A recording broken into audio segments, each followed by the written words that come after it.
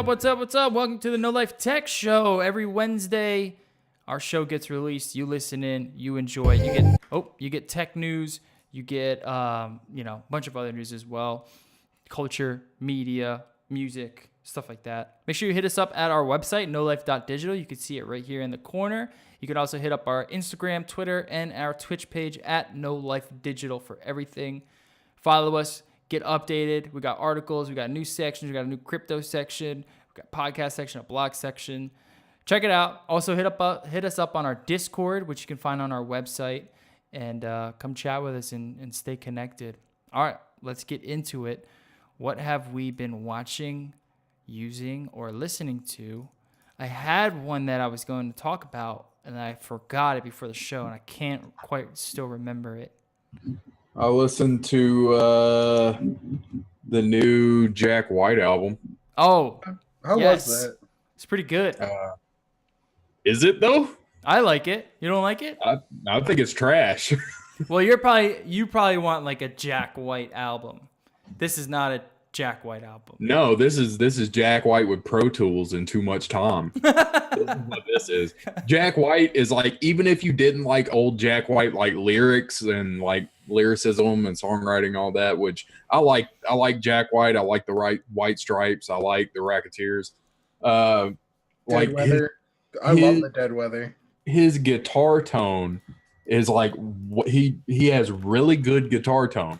He's always had really good guitar tone. He writes good solos and catchy riffs, but his tone has always been really good. This is the first album that he's used Pro Tools and I think digital recording.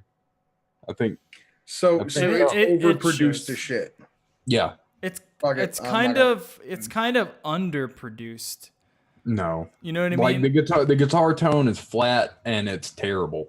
I would say anything's underproduced. It's everything Jack White usually does.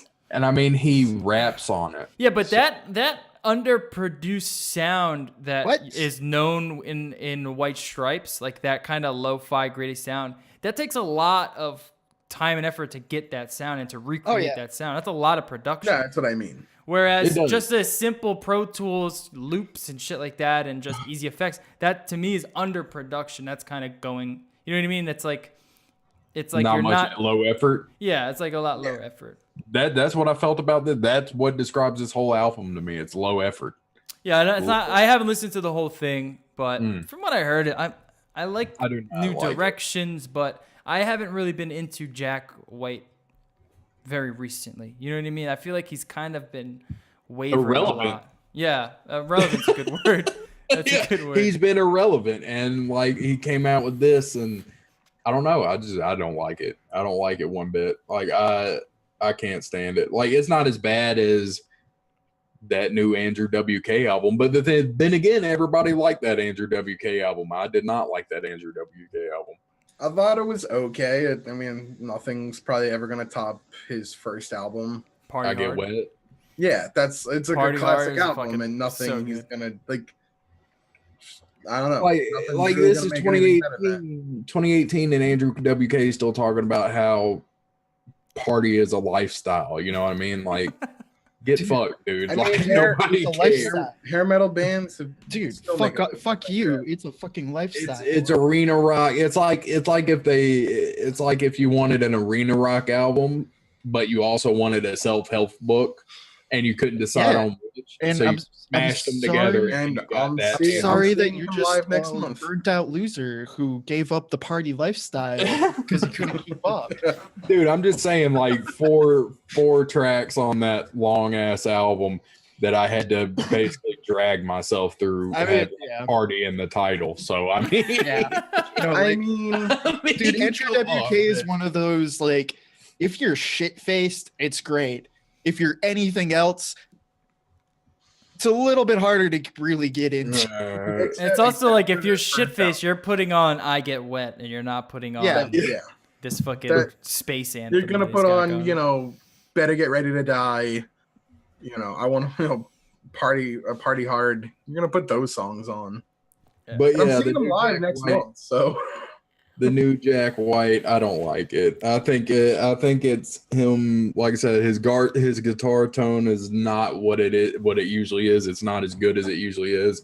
And I also felt like when I was listening to the album, like, you know, you can always rely on Jack White for like good rock, like bluesy rock songs. And you were listening to this and you're like, there's like 3 on the whole album, and the rest of them are just weird, like out off the wall shit. So I don't know. I didn't really like it that much. No, yeah. If you're looking for like Jack White, it's definitely a pretty big departure, unfortunately. Yeah. All right. Yeah, I can't remember what the fuck I wanted to talk about. I finally started watching. I finished Defenders, and now I'm on Punisher. Oh, there you go. Yeah, oh yeah, man. Watch the Punisher. It is worth it. How about before you watch the Punisher, you play The Witcher 3, and then you watch the Punisher? Yeah, exactly. I gotta catch up on the last 3 years. No, you'll like the Punisher, dude. Guaranteed. But I hope what Wayne is trying to remember has nothing to do with The Walking Dead. No. No, last night's episode wasn't that bad. If you want to go see a movie, Ready Player One was pretty decent. I heard it was pretty cool. That's Spielberg, right? Yep. Like it wasn't great. Like there was nothing in it that was groundbreaking or anything like that, but it hit everything that it needed to. See, I never read the book. All the parts that like needed to work well, he did a great job on. Like it's a pretty good movie. I'd sort of heard from people who have seen it, who I know who've also read the book, where it's changed. Things change, but they're like, if you've never read the book, see the movie first, then read the book. You'll enjoy it more that way. Yeah, and that's true for a lot of ones like that. But like, it is one of those ones where I was more okay with the changes too, because some of the events you just can't. They would be boring in movie form, where in book form, it's better. Yeah, I get that too, and it's also like that. It's I mean, it is a book and movie based a lot of nostalgia, so some of the things were from the book and stuff like they couldn't do because they didn't have the rights to. Like, and if you can't get the rights, like, well, it's not like you can just throw that in anyway. So a lot of the stuff is like that, but the changes they made sense. Like nothing felt out of place. The story was, I mean, it followed the book story close enough, and pretty close in theory, and it was good. It's a good story. It holds up on its own. Yeah, and like they did a great job with all of the animations. Some of the scenes were actually pretty cool. Like they had a scene where they went back into The Shining. Like they literally went into the movie The Shining, and that was actually like that's what I mean, where scenes like that, like you can't fuck that up. Like you can't say, hey, we're going into The Shining and fuck that up, and they didn't fuck it up. Like they made it a sweet ass scene. Like they even made it so like they brought back the film grain, shit like that. Like all of the animations are perfect, stuff like that. Like everything they had to do really well like that, they did. So they did it justice. Movie. Yeah, that's good. Because like if they hadn't, then the internet would have raged like the rage machine that it is. I mean, I've been seeing some negative press around the movie. I know nothing about it. I don't know what it's about. I never even heard of the book. Like it's not I mean, like I said, it's nothing. There's nothing in it that's groundbreaking, because I mean the book wasn't groundbreaking. You know what I mean? It's a great book, and it's really heavily layered in nostalgia. But like, for the movie, like it's just fun. You're saying? Yeah, it's a good book, and I definitely plan on seeing the movie. I didn't know it was out already, so I might see if some people from work want to go see it like this weekend or something. It does heavily, or at least the book did. Heavily rely on nostalgia. Yeah, and the movie does a good job of keeping that. Like there are definitely things that are heavily changed, but I mean it's rights. It's a rights thing for the most part, because like it is a book where like, I mean the entire the story revolves around finding an Easter egg in a video game. So like the way the book's written is to half the fucking book's Easter eggs. Like and just like little references to things and stuff like that. So that's how they also had to set up the movie. You see why it came out on Easter weekend. Yeah. Easter eggs. Like no, they did a lot better job than I was expecting to, and it was a good movie. Yeah, like I definitely left happy with it, and I would watch it again. Like it's definitely not a movie where you watch it once and you're like, okay, I never want to see that again. I think we're finally kind of like in with some of the Marvel movies coming up now. We're finally getting into that away from Oscar time, and I still think some of the critics still have like Oscars in their mind, so they're like highly looking at these films going, oh, they're not really groundbreaking, they're not saying any moral message. Dude, they're fun movies to go and eat popcorn and watch. Like I know it got crappy reviews, Spielberg is the king of that. Spielberg is the king of popcorn movies. Yeah, there's nothing wrong with a popcorn movie. It doesn't need to have some kind of message on race and our human condition. It just needs to be entertaining. Hey man, keep your aggressive ideals out of this show, bro. What's cool about that book though is like that book in the movie does actually do a little bit of that. It's just not in a it's like Class way. It's kind of like Class. Yeah. But yeah, this just in a hot take. Dr. Doobie didn't like the Black Panther, thought it was too preachy. I love Black Panther. Are you kidding me? It's one of my favorite movies that came out this year so far. I still haven't seen it. Oh my god! I want to see it, but I'm gonna be real with you. Like I said, probably countless times on this show before, and countless times to other people. I don't really give a shit about superheroes. Yeah, I'm kind of the same. I'm ready for Infinity War, and by that I mean I'm ready to be disappointed by it. Yeah, you love to torture yourself. I don't give a shit about Star Wars. Oh no, he did. No, he did. All right, I remember I wanted to talk about. There's a documentary on Trump on Netflix called Trump: An American Dream. It's a long series done by Channel 4, BBC, and oh my god, it's fucking dope, dude. Go watch it. You're gonna learn a lot about Trump, the people around Trump, on his rise, how he came into power, how all of this happened. And a lot of it is like stuff we haven't heard before. Here's an article by Decider saying Trump's ghostwriter calls him a sociopath, and other shocking moments from Trump: An American Dream. So they bring on the writer of Art of the Deal, and they talk about like his dealings with him. They bring on a lot of people that he worked with, a lot of people that he screwed over, and it just revolves around the making of Trump and how the name came to power. Because I wasn't around when he started building Trump Plaza, and he was, you know what I'm saying, back in the 70s when he's throwing up these gigantic monoliths, and there's a lot of corruption. There's a lot of interesting things that happened along the way to build Trump up to what he was known for. Yeah, I was about to say he graduated. He got a bachelor's in economics in like '68, and then he started working for his parents' company, Elizabeth Trump and Son Real Estate or some shit. And then he became CEO at like 1970. Yeah, and then it was off to the races. And what he did accomplish in his early days is nothing short of remarkable. Like what he was able to fucking do. But there's a lot of interesting stories around that time, and you got to check it out. It's super interesting. And I think a lot of people, when they watch that, they're going to have a much more clear view of Trump and what the Trump name actually means, which is pretty cool.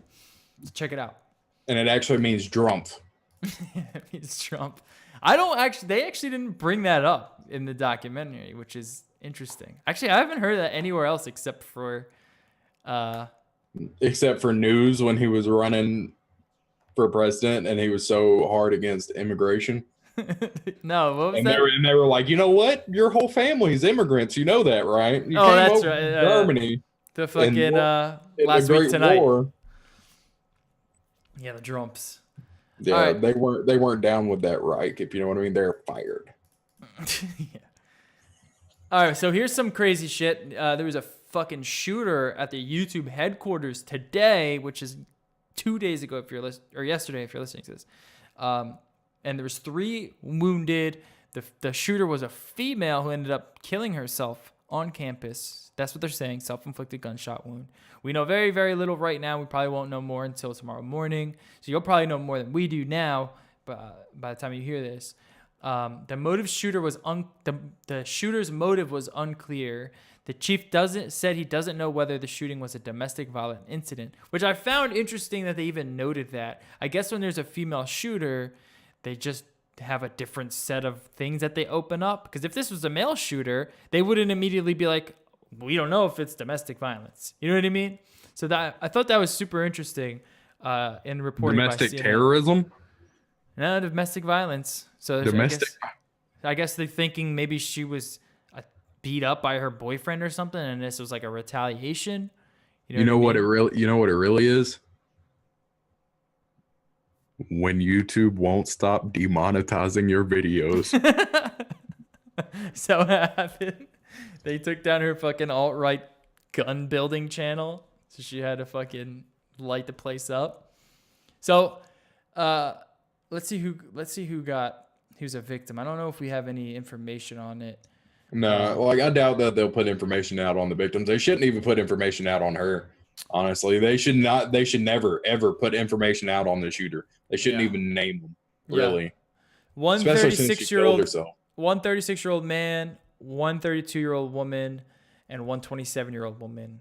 One in critical condition, one in serious condition, one in fair condition. And it seems to be everything is kind of contained right now. There's no second shooter. There's no other chaos going on. This is pretty crazy. I guess we'll learn more about what's going on. And I guarantee you we're going to hear a lot of fake news. We're going to hear a lot of opinions. We're going to hear a lot of just bullshit surrounding this for the next few days. So enjoy that, because that always happens every time there's a mass shooting. Until the next like unnecessary mass shooting happens. Yeah. And then we'll move on to that one and forget this one. Yep. Well, good thing so far no one has died other than the shooter. So that's a good thing, Must be a terrible shot. Moving on.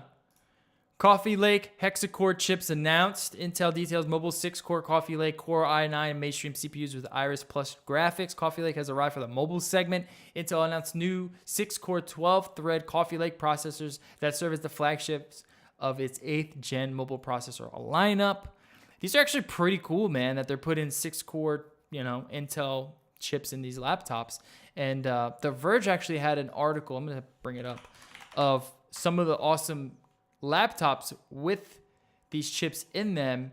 And some of them, including the one we're going to talk about next, were actually really interesting, man. I mean, there's some awesome laptops coming out, PC laptops.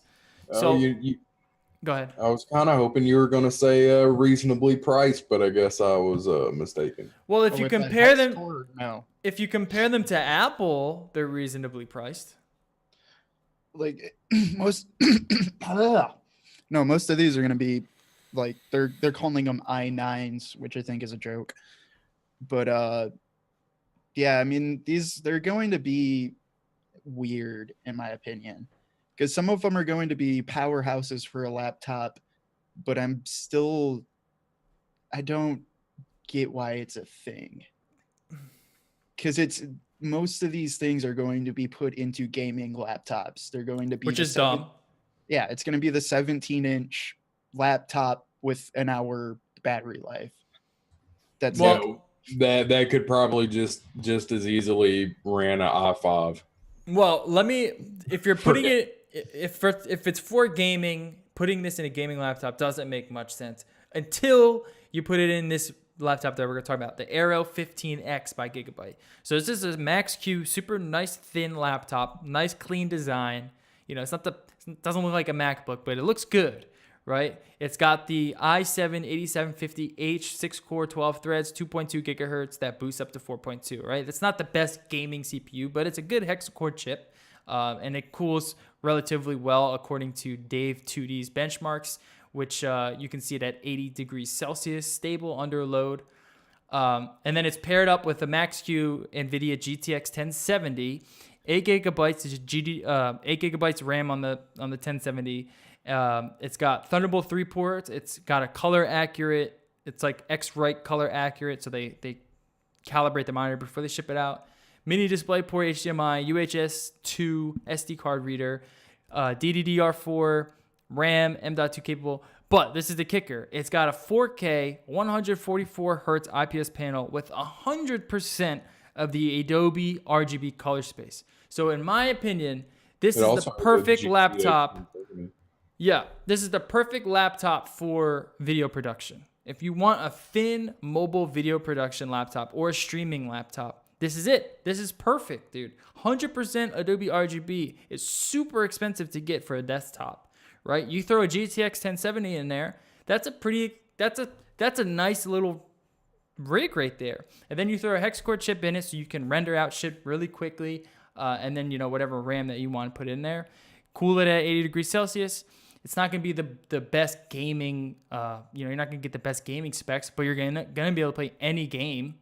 Like that 1070 is gonna be able to play any game. But it's mainly meant to be like a thin mobile kind of workstation, which is actually pretty cool in my opinion.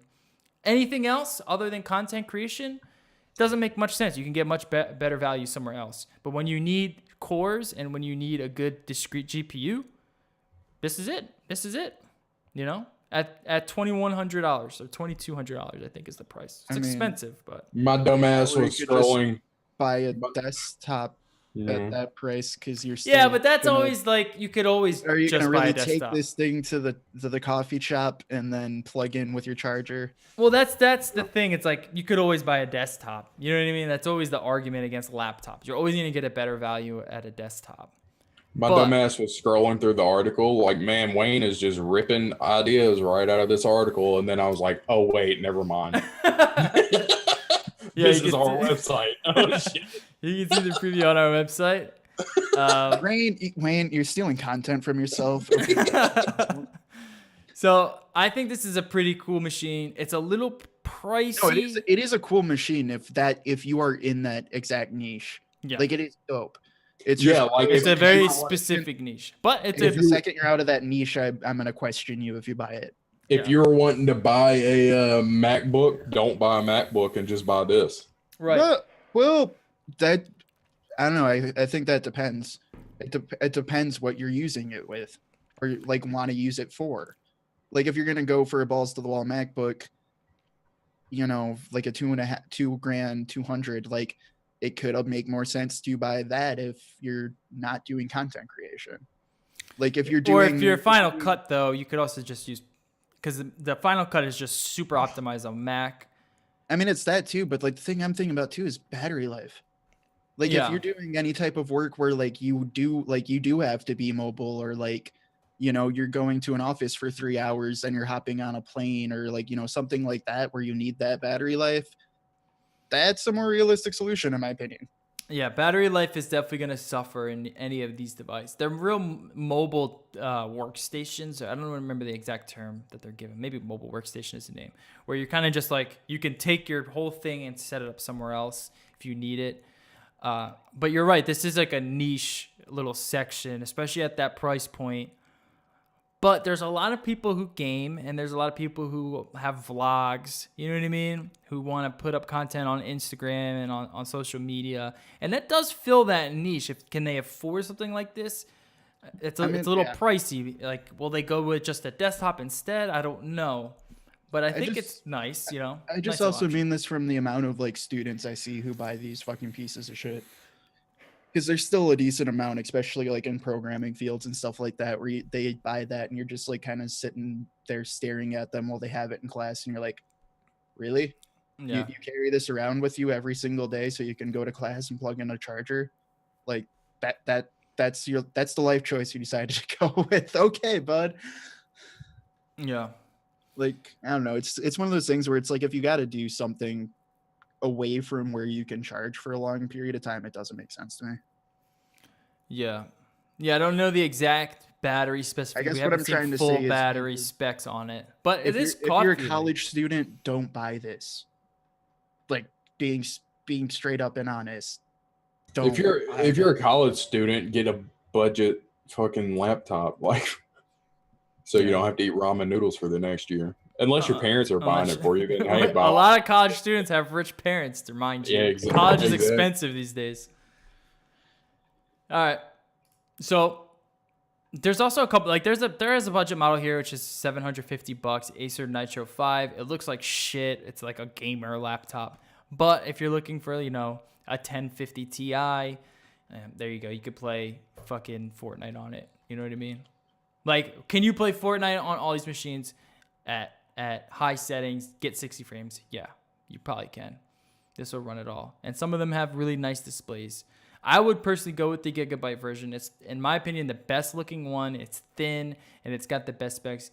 And it's also competitively priced against some of the other ones like the ROG one. But, you know, it is sort of a niche thing, you know. But I do like the way that the PC laptop market, when you compare it against Macs, they go for power. They go for like, how many cores can we get in there? How can we get a discrete GTX 1070 in there? You know, and that is worth a lot to some people. So I think that's kind of what pulls me into that market more than pulls me away from the MacBook market, is when I see specs like that, you know. And I mean, it is pretty cool. It is just a trade-off though, because like, I think it was the Asus one, the ROG one. I think Linus did something about it because it's one of the ones that has also a 1440 or 144 hertz screen, which is dope. And he was like, yeah, dude, this thing's fucking sick. It's awesome. By the way, it gets an hour battery life. Yeah. Like, oh, okay. Like, I mean, you know, some people, they don't, I mean, if you're gaming, chances are you're not gaming on the go. You know what I mean? Like, you're not going to be gaming away from a outlet. You're probably going to be sitting somewhere. I still want to be able to like sit in a coffee shop and just browse Reddit without worrying if my laptop's going to die in a half hour or not. Well, if you're just browsing Reddit, I'm sure it'll last a little bit longer. Hopefully. A little bit, but I don't think it's going to last that much longer. Hopefully, man. It's not going to like double the lifetime of it or anything like that. It's still got a fucking, even if it is max Q, it's still got a 1070 you're trying to power off a battery. Like, yeah, but it's, if you're just like browsing, even if it's not running full load, you're still powering it. Yeah, but like, it's not running. You know what I mean? It's just on. Yes, it is. It is running. The screen wouldn't work if it wasn't running. Yeah, but it's not under load. You know, how much is it going to really draw? That's what the Max Q does. It's to kind of, I know the Max like Q's efficiency. So you're gonna get more than an hour if you're browsing. You know what I mean? It's just when it's under load. How, like, if it's under load and you're getting an hour, that's like pretty rough. You know what I'm saying? Yeah, that's pretty rough. But I think anywhere under that or anywhere over that, you're gonna be gaming and buy an outlet, chances, you know, or editing. If you're editing like video, should be near an outlet anyway. Or a MacBook, I could get about 2 hours, 3 hours of like 4K video editing done, which is pretty respectable. You know, you should be able to get that done in that amount of time. But that's it. You're not getting much else done. Usually I'm near an outlet in that 3 hour span. So it's like you know, when you have those specs, it's like, does it make sense to just get a desktop? You know what I mean? Or like, what's the point? If you're always anchored to an outlet, then yes. Yeah. So like, what is the allure of pushing the laptop genre on spec wise? You know what I'm saying? I mean, well, with this, it is. Because the battery tech, it hasn't been getting better. Battery technology hasn't been getting better. Where they've been relying on like these CPUs and GPUs to get more efficient. Where battery tech just remains the same. You know, which is. I think we just need better batteries at the end of the day. Stuff like this, it's a very small niche. Like someone like my girlfriend would love one of these, and that's because she moves every 3 months. Yeah. So like she doesn't want a desktop because you're moving every 3 months, but it wouldn't, you know, leave. But like if you're moving extensively a lot, I can see that. But like, yeah, I mean, if you take it just from home to work and that's it, like you could probably get away with that. That's about it.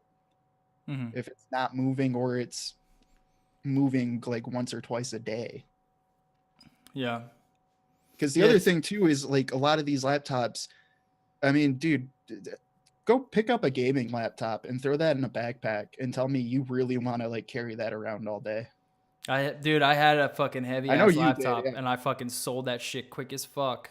Yeah. Because it does No, suck. like, it's not fun where you're like, yeah, dude, I just added an extra 8 pounds to my walking weight. Like, Yeah. And this if you're was in college and you got books in there, fucking forget it. You're fucking struggling. All right. Moving on. Uber settles with the victim's family. So back to this story. This is the end of this fucking Uber trilogy with the fucking person that gets hit by an Uber self-driving car. We don't know what they settled for. They won't. You're not going to find that out. At least not now. But they did settle with them. I wanted to ask you guys, how much do you think that they got paid? I want to know. I want to hear guesstimates. Maybe we'll take bets, and when we figure it out, we'll see who was the closest. I want to say I'm gonna say not enough because it's Uber. Well, definitely. All right, I agree with you there. Definitely not enough, but it was enough to pay him off. It was enough to drop the lawsuit or whatever lawsuit was gonna be filed, I guess. I want to say 4 million. I want to say 4 million. Hoping a little bit more than that, but Usually they offer them like this person probably didn't have much money. You know what I'm saying? And then they're saying like, all right, you can either go through this long legal process that you might lose, but we'll offer you 4 million right now. It's hard to say no to that. That's life-changing money. There's another angle that you got to think about on this. If I was in that car, that person that was in the car when it hit the woman, I would also sue Uber. Yeah, for sure. For having to go through that traumatic ass experience. Well, actually, I don't know. Is there like some kind of thing you got to sign saying if you're going to use that technology, you need to be aware of it? Because that person might be at fault too. They might be, but if they're not, then I would definitely sue the fuck out of Uber too. Because if I was supposed to be in a self-driving car and then I look up and like, bam, somebody's dead. That's the worst nightmare, man. Like that's a life-changing experience right there. Like for sure. You were just in the vehicle when it ran over somebody. Yeah, and you feel the thump, you know what I'm saying? And your stomach just fucking drops, and you're just like, did I just hit someone? Holy shit, I'm fucked. And then you go out and you find the person's dead. Nightmare. That's nightmare shit. Yeah, it is nightmare fuel. But yeah, I also don't think that'd be much more than $4 million. It's probably. It might even be less. It might. Yeah, I was gonna say it'd probably be $2 million. Yeah, definitely not enough. That's the answer. I'm not sitting here trying to put a price on someone's life, but you're correct in assuming that, like, her family was probably not well off to do, and when you say, okay, well, we'll give you a couple $1 million to just, drop this right now, I'd be hard pressed to come up with a family that'd be like, you know what, if it happened to my family, and I'm trying to think, like, I don't know if I would be able to say no. You know what I'm saying? If they were like, you can go, because you don't know if you're gonna win, and you're going against this giant conglomerate's lawyer team. The only way I could say no is if they offered like an insulting amount, like, oh, we'll give you $100,000. Yeah, no. Yeah, but if you're up in the millions, like, it's really hard to say no, especially since you got to think, like you said, Uber is a conglomerate, and they have undoubtedly more lawyers than you do, and they can stretch it out infinitely farther than you can with your funds, Right. Unless you can find some crazy ass lawyer that wants to take it on pro bono. Yeah.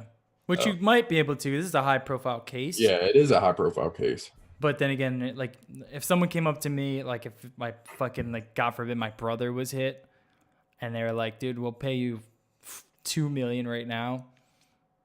I don't know. I don't, is it worth trying to fight?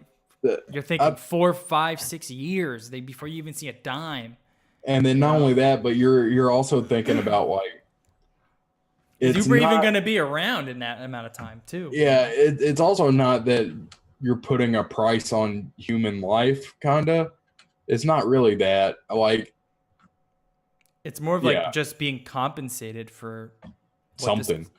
compensated for a Compensated terrible for your accident. grief. Yeah, which is there are accidents that happen. I don't know, man. It's tricky because then again, you get into that situation and you're just fucking fuming. Do you just say no just because you're pissed, and then you gotta deal with all the fucking lawyer fees and all that shit, and then you gotta deal with all the lawsuits, and it's tricky, man. I feel bad for everyone that's involved. That shit sucks, except for Uber because it seems like they don't know how to do anything right. Moving on, Kevin Pereira, who I used to watch a lot back on when he was on G4. And Attack let's of go the down the Show. G4 rabbit hole. Yeah, Here we go. Attack of the Show. You guys, we're not talking about Attack of the Show. We're not talking about Screensavers. So We're good. not- Yo, remember X-Play? Oh, fuck you X-Play. guys. Leo Fuck- Laporte. Let's keep going. Kevin Rose. All right. Well, so what happened was, I haven't been following him since the Attack of the Show, but apparently he has a show that was on Twitch and it was doing pretty bad, and he got accused of view botting by his own community on a Reddit post. So if you check out this post here, let me bring up the content. Yeah, were I think it's just still Attack of the Show, except it's on Twitch. Yeah, which was pretty cool idea. I know that they were one of the first like people to really see Twitch as like a real place to produce content and like have like good large live production up there. But I guess it just didn't catch on. The show, in my opinion, from what I've seen, is just not the same type of show. Kind of a lot of hacky jokes, hosts that just don't quite hit. But is that a reason why the views weren't there? Probably not. I don't know. But everyone found out that what happened was he started view botting, and then they got banned from Twitch for doing so, the whole show.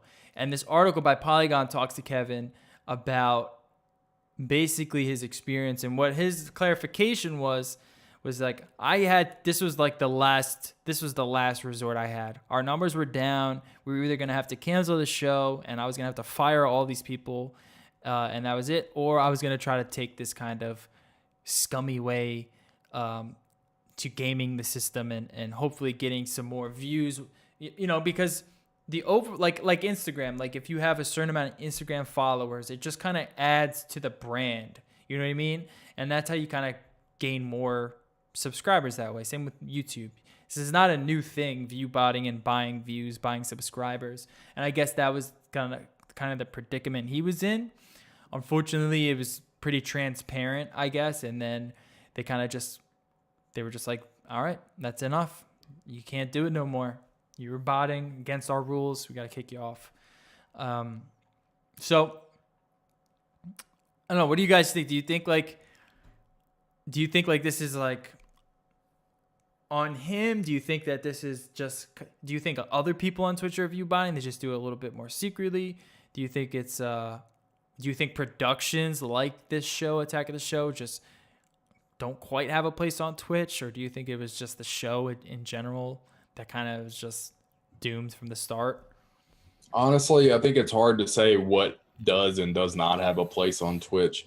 I would have imagined that something like Attack of the Show would be fairly decent on Twitch. I believe that they would garner maybe, like 1,000 views or so concurrently. Even though in the article it says that when he started view botting, they jumped from a couple hundred viewers to like 1,000, a couple thousand at a time. Yeah. But it does really shock me that Kevin Pereira would make this judgment call to fucking some Chinese view bots on his fucking channel. Like, what the fuck is this? I don't understand. But because there's other ways they could have done it. Like there's other ways he could have helped his channel out. He had the funds. He had enough money to view bot, and that's pretty expensive. Not only that, but like, you would think that being Kevin Pereira, you could figure out some ways to get people to tune into your fucking IRL stream on Twitch. You know what I mean? Like, yeah. Because but to be fair, I didn't even know. First of all, I didn't even know that Kevin Pereira was streaming on Twitch until we brought up Attack. Until like one of the first couple of G4 rabbit holes we went down, and I started looking for him. And then when I found him, he was on Twitch. Yeah. But I didn't even know he was on Twitch. And then when I figured it out, I went and I followed him, but I still never really watched it. So maybe there isn't a place for it on Twitch, some kind of just scheduled show programming, you know? Like I don't know. Because it's a large production that's going to cost a lot of money to put up. And really what you're going to be doing is relying on either sponsors to pay for that show, which you're going to need a lot more views than a couple hundred, you know what I'm saying?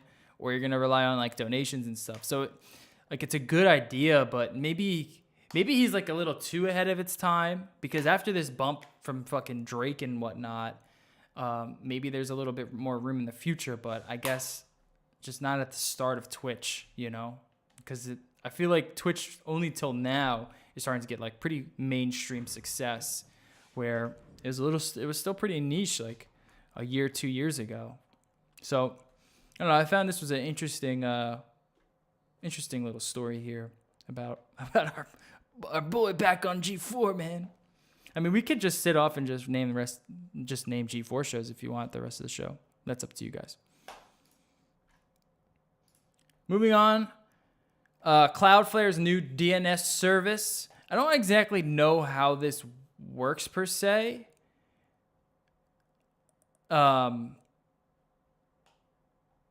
But essentially, I use Cloudflare for my website. Essentially, what it does is just kind of package content specifically at certain regions.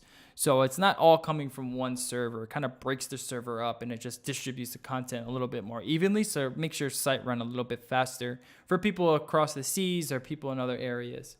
That's what I use Cloudflare for. And I guess that this new kind of protocol that they're implementing, this new DNS protocol, is going to make it go a little bit quicker. But I'm not exactly sure how or why. I'm not that technically adept to understand this. Do you know, Jerry? DNS. It's basically dealing with addresses. So everything's an address on the internet, including your IP, stuff like that. And DNS is a system to get there. Like, it's the system of how you get there, sort of. Okay. That's like the, I don't know. I can't think of how to put it into layman's terms, to be honest. Basically though, what it's I don't know how I'd put that in layman's terms. Well, right here it just says OpenDNS was the fastest service to do this, clocking in at around 20 milliseconds per query. The difference between 14 milliseconds and 20 milliseconds might seem negligible, but those fractions of a second add up quickly over time, and your workflow will inevitably benefit. While being a few milliseconds faster might not seem like a big deal, since DNS is the foundation of everything online, whatever you click on a link or send an email or open a mobile app, almost every action you take requires a DNS lookup, so those milliseconds add up pretty quickly. And Cloudflare is huge. A lot of people use Cloudflare. Well, yeah, that's still not the greatest way to put it in layman's terms, because that's what I'm trying to figure out is like, okay, basically your computer has address A, and what you're trying to get to is address B. So like I would say like Google. And it's really hard to just go from address A to address B. So usually what your computer does is it sends it to address C, and address which is in C between. Right. And that's what finds B for you, because it has to look through everything basically. And Cloudflare owns address C. Well, this would be a way to, this would be a new address C in that really shitty analogy. Okay, cool. But it's supposed to be pretty fucking fast. And yeah, it's pretty dope. I'm definitely gonna be checking it out too, because they're trying to make sure what they're also trying to do with it is they're trying to put in decent protocols when it comes to your data usage. As in they've admitted they're going to have someone constantly auditing them weekly, basically to make sure they're not losing your data, but it's also not getting fucked up or they're not selling it, things like that.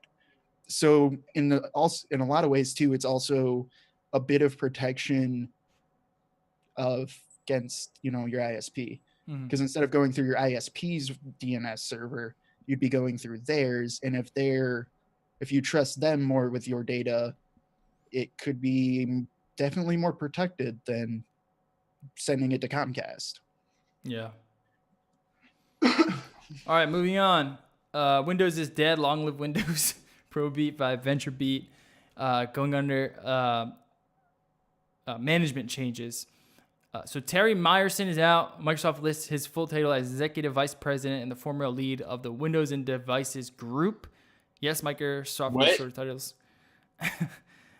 In short, the chief of Windows is leaving the company after 21 years and he's not being replaced. You can read CEO Natai Nadella's email about the changes on Microsoft's website, and his exit memos on LinkedIn. The long story short is the former head of Windows is gone and Windows is being cut up and put into 3 different divisions instead of just having the Windows division. That makes sense. But it's showing that they're not really as focused on Windows as they used to be, which also makes sense because that's not what's making them money anymore. Yeah, exactly. Well, if you think about what I see that Windows or Microsoft is trying to do is try to be like Apple in terms of enveloping more of an ecosystem type OS software where everything kind of runs off of each other, because we can see that Mac OS is kind of the same way as Windows, where it's like they're going to get rid of Mac OS, you know? Yeah, like I think that was their goal, but I don't think they're as devoted to that anymore. With this kind of news, like that's the kind of with the joke of Windows is dead, because where they put a lot of the companies is like they're making it very apparent that all their cloud services are priority number 1. Like Microsoft wants to be a cloud company first. Yeah, because cloud computing, just clouds in general. Just go outside, look at clouds, dude. They're there. They're not going anywhere. All right. I'm fucking sweating in this office. All right. Ninja said a bad word, and so did another guy. We're going to talk about this. Twitch explains how suspensions over conduct are handled after Ninja incident. If you don't know who Ninja is, he's basically a gigantic streamer on Twitch. He makes like $1 million a fucking month just through donations, which is insane. I mean, just think about that for one goddamn second, that this guy makes $1 million a month and plays video games, dude. Insane. He plays a fucking stupid video game, too. Not even a cool game like Witcher 3. So, he was streaming and he said, he was like rapping and he was like, blah, blah, blah, and then drops the N word. But he says it like nigga with an A. You know what I'm saying? Like he says it, and I'm using it in context here. Don't give me that look, loco. I'm going to fucking click on you right now. So he says nigga with an A. Shut the fuck up! Right? Look, I'm not going to play it because I don't want to play videos anymore on this fucking show, as our show might get another strike. But he says that word. It's cringier the second you're talking about it now. He says that word in a song. We all know Wayne's stance on it now. Now, another guy, I didn't know this until before the show. Jerry, proceed with Sadokist's news here. Yeah, no, Sadokist got in a bunch of trouble because he got super drunk doing a birthday stream and also dropped a hard R at someone while telling someone else to kill themselves. Yeah. Now he says the word with an ER at the end, and I will not repeat that word because I have integrity. But in my opinion, what Ninja said is not, I don't think anyone really made a big deal about it. And I'm actually kind of, like, there were some people kind of upset about it, which is to be expected. But it wasn't like, they weren't like calling for his head, like maybe what happened with PewDiePie, which is a different situation. Because with PewDiePie, he said it in a way that was like, it's like the worst of the gaming kind of persona. And he kind of exemplifies that gaming kind of person. You know, he's the #1 YouTuber in the fucking world known for gaming. And he uses that word, so everyone's going to freak out. and then you see like someone like Ninja saying it as he's like rapping in a song when it's kind of known that word is thrown around a lot. Is it right for him saying that? Probably not. But I also don't think it was like there was any type of malicious intent whatsoever with what he said. Look, there comes a point where That said, real quick, none of us here are of the African American descent. So we can't say what is offensive about this word and what's not at all. You know what I'm saying? We just have I mean, I can tell you what's offensive about it. I mean, you can, but you can't really. You're not that skin color. You know what I'm saying? I don't think that has anything. I think it, like, historical context has a lot to do with it. Like, you know, it was a racial slur, and then black people adopted the racial slur as a term of endearment, and now white people want to say it too. You know what I mean? Yeah, but there's not like a connection there to that word. No, you know with white people, no, there's not, and that's why we shouldn't say it. That's why we shouldn't say it. We have the only connection we have to that word is fucking negative connection. But I don't like saying we shouldn't say words. You know what I mean? I don't like that conversation. You can't say these words, right? I rather have a conversation as is the way that he said it.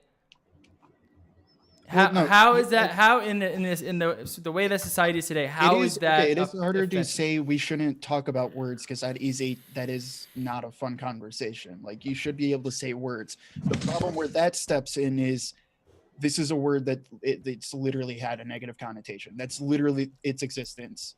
It's not like it was derived from the Portuguese version of black. You know what I mean? Like, and from there. After that, it was changed, and then that's all it's been. It's only ever been meant as literally a slur. Yeah. So it's not like another type of word where you're like, but not well. This today, had a meaning, and then it changed, things like that. No, I disagree, because today that word has a different meaning. It's used all the time in black culture. It has a different meaning because they adopted it as a term of endearment. But black culture is no longer oppressed as it was when that term was used as a slur. You know what I'm saying? Well, we just came out of a presidency from a black president.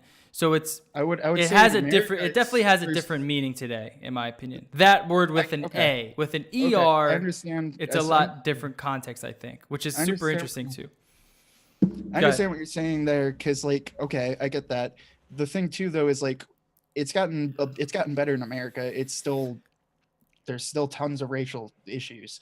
Like, you just can't deny that. But like, also outside of the U.S., though, that's the other issue where like, no, it's not been solved.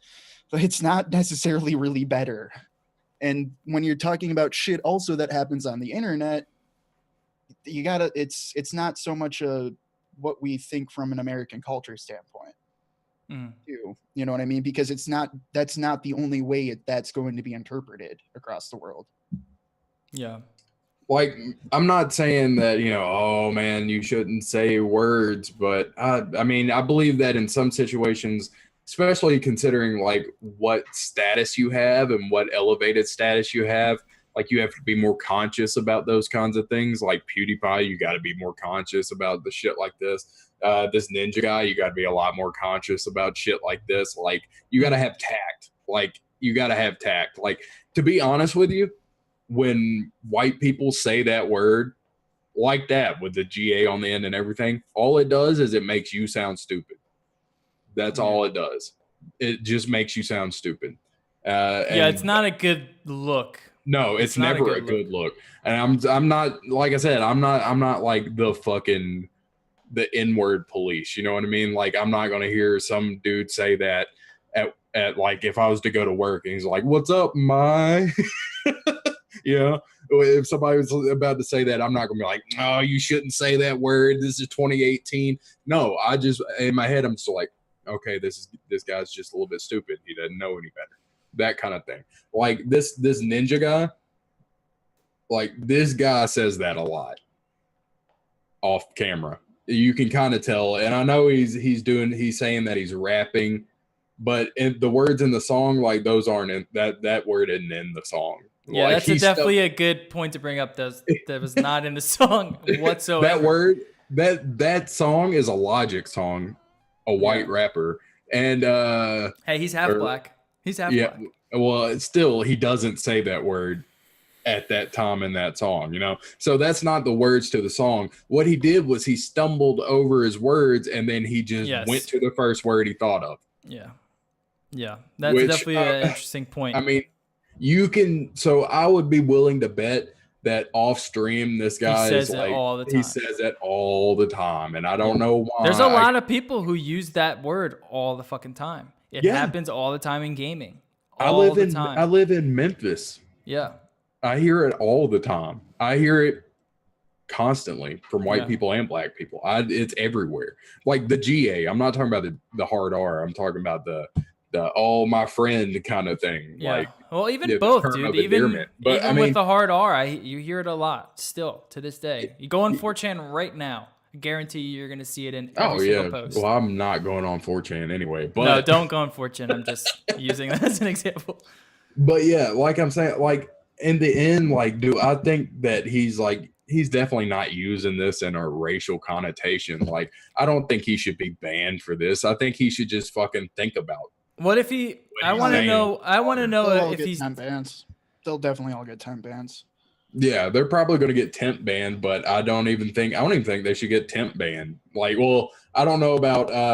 I think it should be up to the viewers if they want to. No, it should not be up to the viewers. It should not be up to the viewers. Sadokist should get a. He should get way too much faith in the Twitch chat, my dude.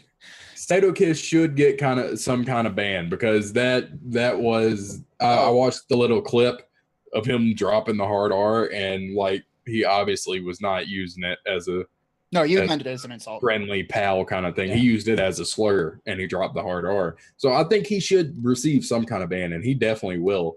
I don't think he should receive a ban for telling somebody to kill themselves.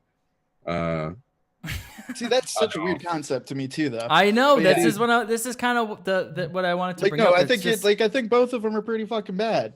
Yeah, the kill yourself thing is kind of bad. There's a lot of kill yourself, drink bleach. There's a lot of things where it's like you say that and it means it has like we just are like, okay, you just brush it off. But like, you're desensitized. But certain words, like not even just the N-word, but just certain words, you say them and you can get your entire career destroyed. Now, I understand using it in the way that he used it is super unacceptable. No, and the interesting thing about the Sadokist one to me too is like, trust me, he of all people knows that was unacceptable. Like, he's actually probably one of the few people who's actually put out like an apology that was an actual apology. You know what I mean? Like, he's never been. But the way he said it, it's just like the way you said it with Ninja, it feels like he also says that word. You know what I mean? Like he says that word off stream all the time. Like everyone that I follow within the esports scene has like come to his defense and been like, no, he's literally the least edgiest asshole out of all of the edgy people. And like the edgy people who do say that word a lot are like defending him, saying, no, he doesn't do that shit. You know what I mean? So like, I think that is a one-time thing, because like he actually, I mean, he came out afterwards and like wrote like, you know, it was a fucking paper of like an apology that was actually seemed sincere. Well, all I got to say is if I'm like seeing on this that, and obviously when I watched the clip, I heard it too, that he was drunk when it happened. Oh, he was hella drunk. No, maybe that was his birthday. That was his like 29th birthday. So like him and a bunch of friends got super fucking shit-faced. Well, apparently this guy cannot handle his liquor, so he probably needs to tone that shit down a little bit. Agreed. But yeah, I think he should get some kind of temp ban. Like he did. His career shouldn't be over because of this, but like he should get some kind of punishment. The Ninja guy, like he should get a slap on the wrist. Like I understand, like he probably listens to, like, he's probably like not PewDiePie. He's probably like I'm a Cutie Pie. He probably like listens to a bunch of hip hop, and he's just like when he's by himself listening, he raps and all that, and he says it nonchalantly. And I imagine that he probably even says it like in his social life with other white people. Like he'll use it a lot, is what I'm getting from that little Yeah. thing. But the Sadokist one to me is just so I mean, he's also getting crucified by a lot of the community because he went on a Twitter rampage after that XQC shit happened, calling out XQC for using racist Twitch chat memes. Oh, yeah. Maybe a little bit of projection. Yeah, exactly. A little projection going on. But the Sadokist one's still just kind of bizarre to me because you feel worse about him saying the N-word than you do him telling somebody to kill themselves. Well, it's partially that because like the kill yourself stuff also has a lot of context to it. Because I think he made a couple of jokes that were obviously in a joking manner of go kill yourself to like random chat people. But like the only person he actually went told to kill themselves, and that one was definitely not okay. I mean, he went into pretty graphic detail with it of like, hey dude, no, seriously, like tie a fucking belt around your neck and jump off a bridge or something. But that dude, like they've had he shouldn't they have history. Obviously, yes, they have a big history. That dude's like infamous in the scene, like the Counter-Strike scene. Basically, like for a long time he's like hacked Skype accounts, hacked like other accounts, and like has blackmail on a lot of people, and basically just blackmails people saying, hey dude, I'm gonna like dox your family and shit like that. And like he's kind of he's not a saint by any means. So no, he shouldn't have done that, but it's with put into context, it makes a little bit more sense why he did it. It wasn't like a random attack. It was he's really shit-faced. And I mean, I'm being completely honest. If somebody like doxes me and is trying to blackmail me and threatening me, and I would probably tell them to kill themselves too. Like, you'd probably tell them a lot worse. Yeah, I'd probably wouldn't call him an N-word. No, you'd probably tell him a lot worse. No, I think that was just wasn't that to him? I can't remember at this point. No, that was something else. He was just like it looked like to me that he was just drunk and screaming across the room at something random. Yeah. When I think he was yelling that at a friend or something, but I don't know. Yeah. But I don't know.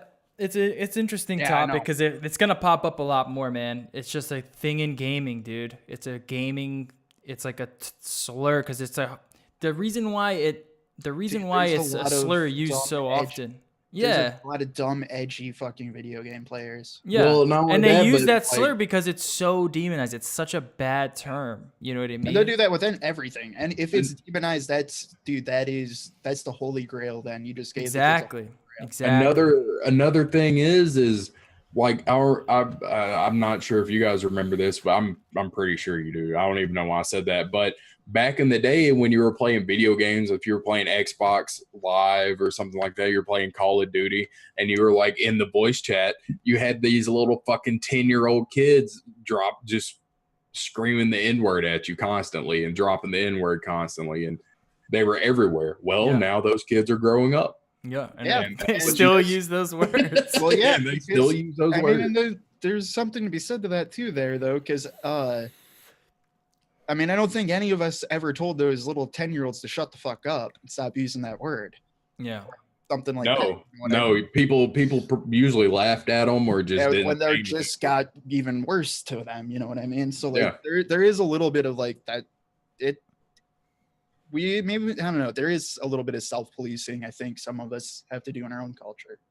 Yeah, but I mean, if you keep demonizing that word, it's only gonna give it that strength. And I think the part of the Black community kind of adopting it was to kind of abolish a lot of the hatred behind it.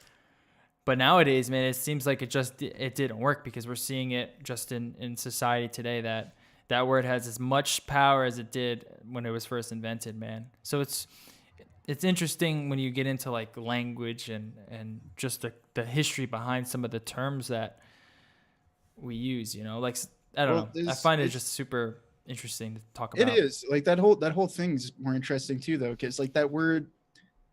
Because like if we Like, brushed all obviously these we'd off, we'd want the word to not like have as much power as it does, but it's Right. only going to have like that amount of power until we fix race relations, basically. which is if we're being completely honest with you, probably be never. It's definitely Not not in going to our be our lifetime.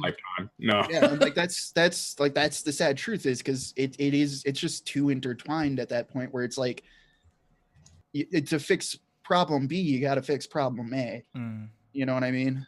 yeah. Well, not only that, but like slave. If you actually sit down and think about it, like slavery actually wasn't that long ago. No, it wasn't. It was Like, like that's what I was saying is like, dude, with like we've We're- only had civil rights for like 70 years. yeah. And We're, that's pushing it because that didn't really all happen at once. Mm. no. And then Those people are still alive. Those people yeah, are and still I'm also alive, you know? saying like that Bernie Sanders. That's just in the US, you know what I mean? That's not Yeah. everywhere else too. Yeah. Yep. Very Like true. it's all gonna be a long process of actually changing that. But yeah, I understand what you mean, Wayne. You're taking the George Carlin, Louis C.K. angle and saying like there are no bad words. It's just how the words affect you, and you can choose how the words affect you. But I think that you should still have some kind of tact and some kind of responsibility, especially Yeah, when for sure. you're A public especially figure. when you're a public figure like this. Like we're talking about, like Ninja is probably the biggest streamer on Twitch right now. Yeah. Yeah. Definitely the biggest Fortnite streamer. I mean, it's one of those things where it's like, yeah, dude, like I like idealism. Yeah, I totally agree with that. That's the fucking dream. You know what I mean? But pragmatically, like, that's not the world.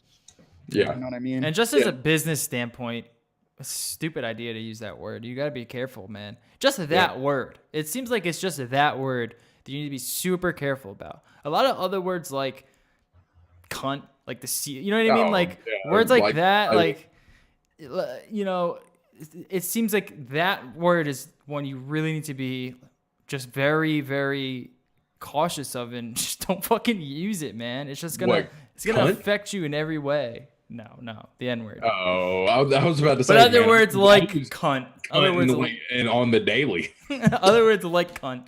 I don't know where it's like. I don't know. It's anyways. Moving on. Apple News. We gotta hurry this up. Okay, Apple Watch. I wrote an article. The Instagram on the Apple Watch is gone. This is the problem with the Apple Watch, dude. The library of apps on the Apple Watch seems to just be dwindling. It's like app developers forget about the Apple Watch. Instagram's app was one of the coolest ones on the Apple Watch. It was a little janky, but it was cool to show, like it was cool to have your little Instagram feed on your wrist. And it showcased the power of not just the Apple Watch, but wearable tech. And now it's fucking gone because both on Instagram side, they don't want to support watchOS because it's very restrictive and there's a lot of limitations on watchOS. And then again on Apple's side with watchOS just being restrictive. So there needs to be a little bit more give and take there. I understand where Apple is trying to go with the Apple Watch and why they keep it more restrictive, but this is the problem that you have. You have a very limited app library. Now, the only app I really use on my Apple Watch the most, other than like the notification stuff, is the Mint app, which is like your finances and my email, and that's pretty much it. Other than that, they're all pretty much just like quick notification machines. I don't want just a notification machine. I want something a little bit more I want it to enhance my notifications. So check that out if you're interested in that. Apple is going to be ditching Intel chips in Macs as early as 2020, from a report out of Bloomberg. We've been talking about this. We've been following this story for some time now. We know that Apple has been, messing around with the idea of putting like their A11 chips in laptops and stuff, integrating iOS into the Mac, which I think isn't the best idea. They still need a lot of work on iOS, but it makes sense as like an ecosystem and to kind of bring everything together. And then building their own chips to keep that efficiency there makes sense. As you're just gonna, how is stuff like Final Cut and Premiere Pro and all those like power using apps gonna work in that environment? Not sure. Hopefully they can figure that out.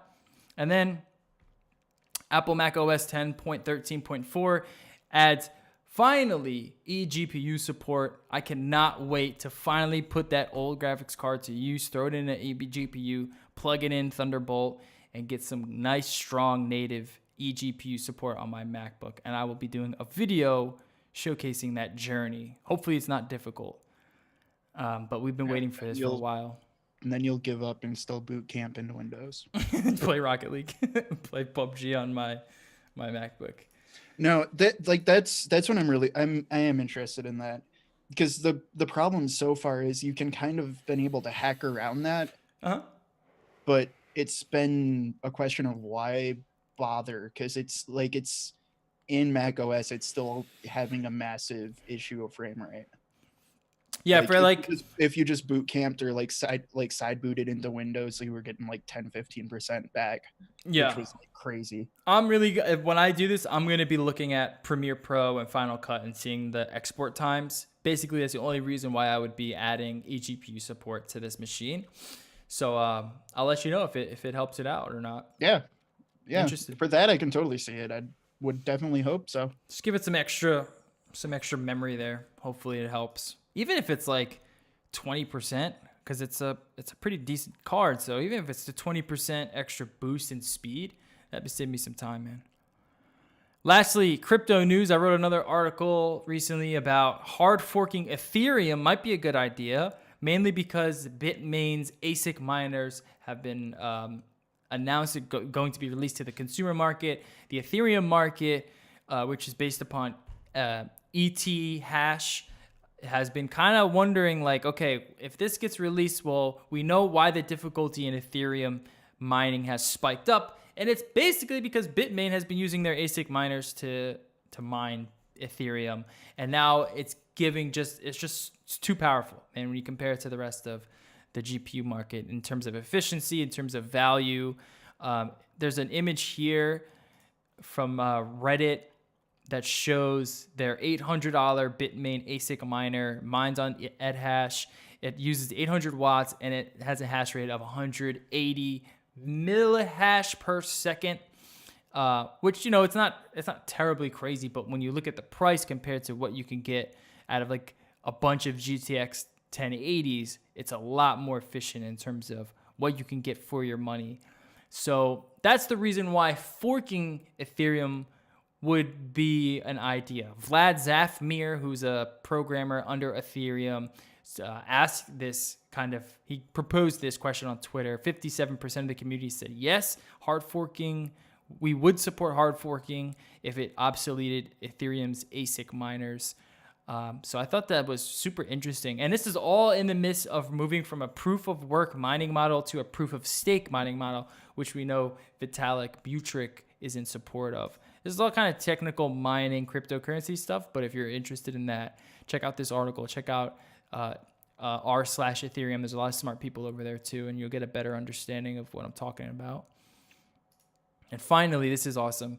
So Craig Wright is the guy who he's a white dude out of Australia who claims he is Satoshi. He claims he's the guy who created Bitcoin. He's cashed in on all this notoriety. He's a fucking fraud.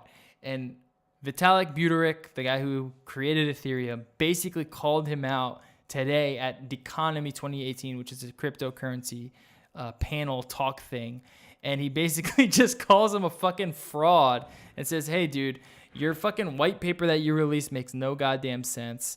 And you're a fraud and you shouldn't be allowed to speak here at this conference. And then another guy who created the white paper for Ethereum came out and said, you're a fraud. None of your shit makes sense. So this kind of blew up in the cryptocurrency world and everyone was kind of like, oh shit, shots fired.